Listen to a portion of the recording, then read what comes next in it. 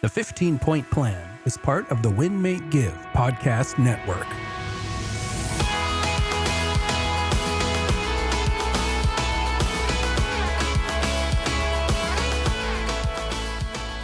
Welcome to the 15-Point Plan. Chad Himes here with the breathy Jillene Snell. I don't know if that really means anything, yet that's what I'm calling you today. You're the breathy Jillene Snell. I'm holding my breath, actually. Uh-oh. All right. Now, why are you the breathy Jillene Snell? Because today's topic, we wanted to cover talking about breathing, Jillene. We wanted to get just that simple as we're finishing up the meditation and focus on breathing. Mm-hmm. The ironic part is that breath is not simple.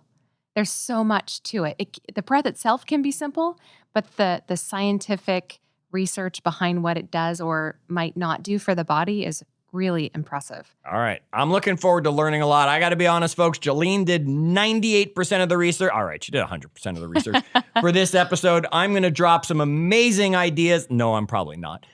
I'm looking to go on this journey with the audience, Jillene. Talk to us about the power of breath and where you want to start.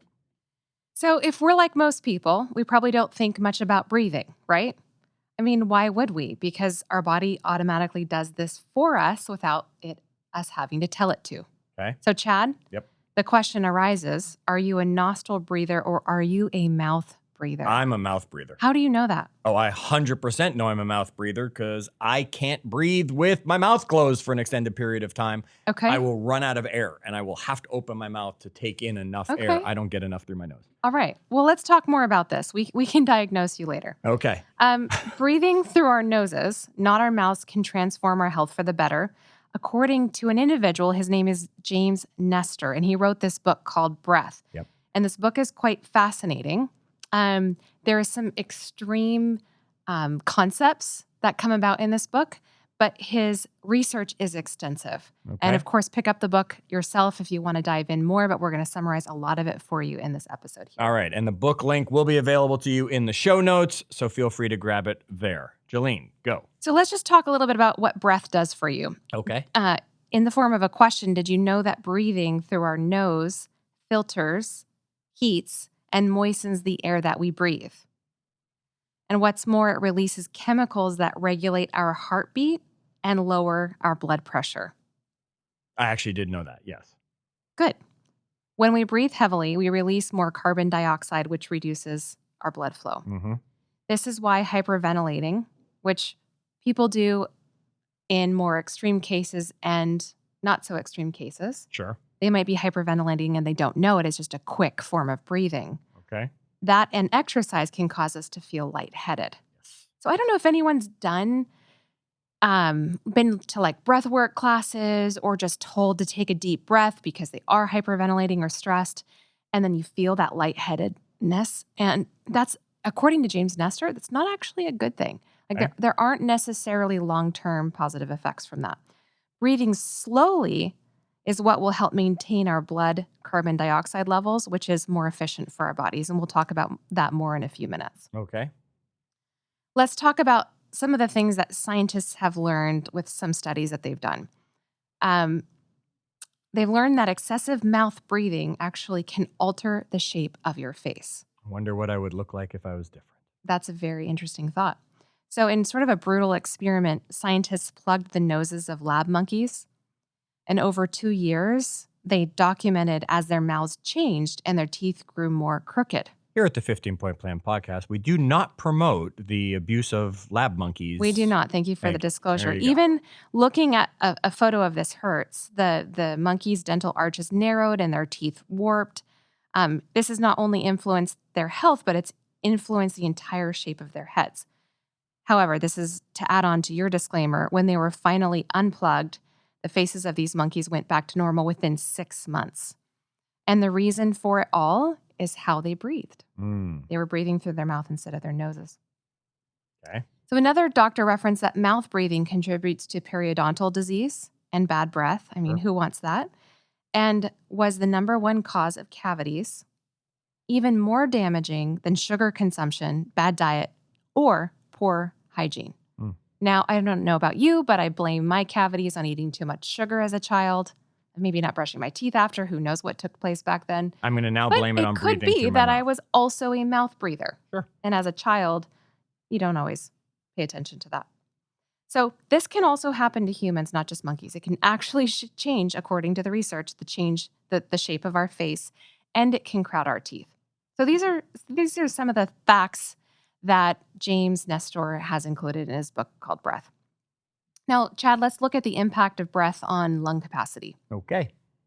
In the 1980s, researchers attempted to find out if lung size really did correlate to longevity. So they gathered a couple decades of data from about 5,200 subjects, and they crunched the numbers and discovered that the greatest indicator of lifespan was, in fact, not genetics, diet, or the amount of daily exercise as many had suspected.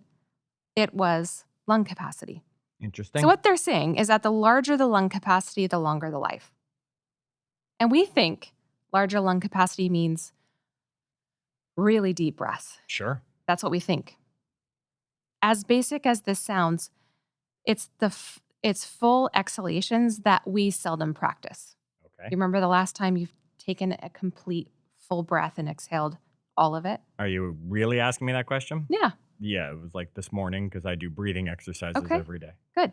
So most of us engage only in a small fraction of our total lung capacity with each breath, requiring us to do more and get less.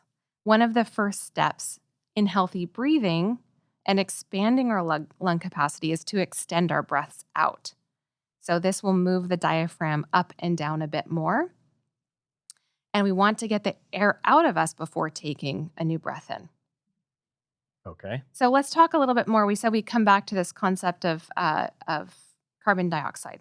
Okay. So for every 10 pounds of fat lost in our bodies, 8.5 pounds of it comes out through the lungs. Most of it is carbon dioxide mixed with a little bit of water vapor, and the rest is sweated or urinated out. This is a fact that most medical professionals have historically gotten wrong, says Nestor, author of this book. Right. The lungs are actually the weight-regulating system of the body. I thought that was really interesting. Interesting. This I've never heard. Yeah, so for a healthy body, over-breathing, like those super deep breaths, or inhaling pure oxygen, would have no benefit, no effect on oxygen delivery to our tissues and organs, and could actually create a state of oxygen deficiency, leading to what they call relative suffocation.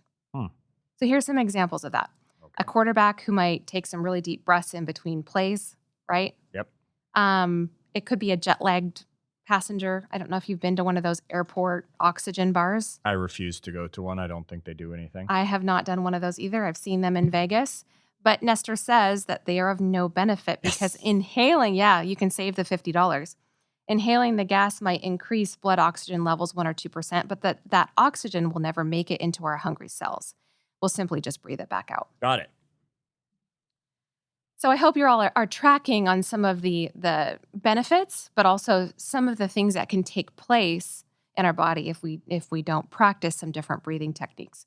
So there's some interesting examples in the animal kingdom on this. Okay. Because what Nestor points out to readers is that the longest living animals have the slowest heart rates, and this lower heart rate is associated with a lower respiration rate. Okay, good for me. I'm going to live a long time.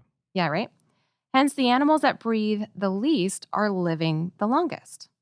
Interesting. So all across the animal kingdom, breathing and lifespan are in proportion. Check this out. Elephants are one of the strongest. Yes, they are strongest and longest living animals. And longest living animals. And they only take 4 to 5 breaths per minute. Okay, I'm not that good. Wow. I know, right? But you can practice. You can get there.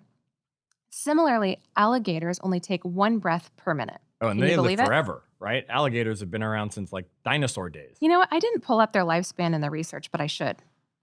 I'll do that after this episode. In comparison, dogs, cats, and mice take many more breaths per minute. Subsequently, they live much shorter lives than elephants and alligators.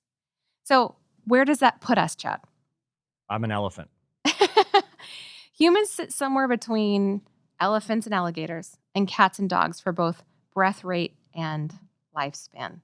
How many breaths do you know? Do you track any of that? I know from I take 12 breaths a minute when I'm asleep. I know how slow my What breath tracks gets. that for you? My watch actually is tracking it, Okay. apparently, right? Yeah, the Garmin that I'm wearing is apparently tracking, I guess, through the pulse of what's happening. Does it track whether you breathe through your nose or your mouth? No, it That's does. something we need, right? Right, that's what we need. You can ask my wife for that because she'll tell you now and then I'm snoring, which means I'm obviously breathing through my mouth. Sure. I know to fall asleep, I have to breathe through my nose. I focus to do a breathing exercise to go to sleep. Do you know what your breath rate is? Would you say that you breathe slow? Would you say you breathe fast, Jillene? Do you know what your natural breath rate is? Since I started studying breath probably 4 months ago or 5 months ago, I've been a lot more aware of my natural breathing patterns, and they're very shallow. And I sometimes hold my breath. Hmm. You know what? There's another study actually that says 80% of office workers suffer from something called continuous partial attention, where we'll scan our email, write something down, check Twitter, and do it all over again, but never really focus on a specific task. Sure. And in this state of perpetual distraction, breathing becomes shallow and erratic. So Interesting. sometimes we won't breathe at all for a period of time. And that's me. Like I find myself, it was funny when I was studying for this exact episode, I found myself holding my breath. So clearly I have a lot more practice to do, and I do not know my breath rate, but I know that I need to improve on it. Okay. Yeah.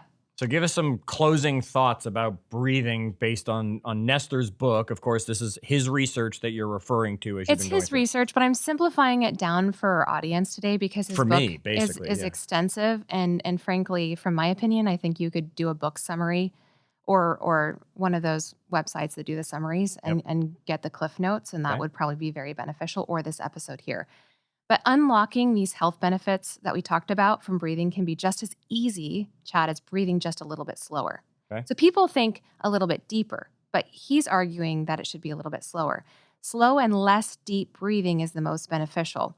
We take in much more air than we require, so even if you breathe gradually, there is little risk of not breathing adequate oxygen. It might sound strange, but we don't have to load our lungs every single time. So, Chad, are you ready to learn the perfect breath? I'm ready. Let's do it. Okay. The perfect breath is this. Breathe in for about 5.5 seconds. Okay. You can do it as I'm talking. Then exhale for 5.5 seconds. Okay. That's 5.5 breaths a minute for a total of about 5.5 liters of air. Okay. So I use 5.5 liters because I'm seconds. Canadian. 5.5 seconds in is how, and then 5.5 seconds out. Okay. So audience, here we go. Ready? I'm going to start a timer. Okay. So we breathe all together 5.5 seconds in and then 5.5 seconds out. All right. Let us know. Ready? And inhale.